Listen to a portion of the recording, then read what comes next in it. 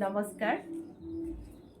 ইংৰাজী নৱবৰ্ষ 2024 চনলৈ আপোনালোক সকলোকে স্বাগতম জনালোঁ। মই মালা বৰুৱা। চাওঁতে আমাৰ বাপুতি সাহোন ভোগালী বিহুটি আহি পালে।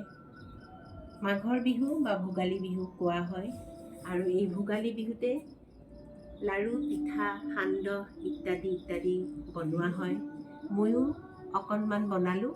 এয়া আপোনালোকক দেখুৱাবৰ বাবে বা সকলোৱে জানিবৰ বাবে অসমীয়া জলপান কেইবিধমান আপোনালোকৰ আগত দেখুৱাব খুজিছোঁ। এয়া হ'ল বৰা চাউলৰ পিঠা, তিল দিয়া।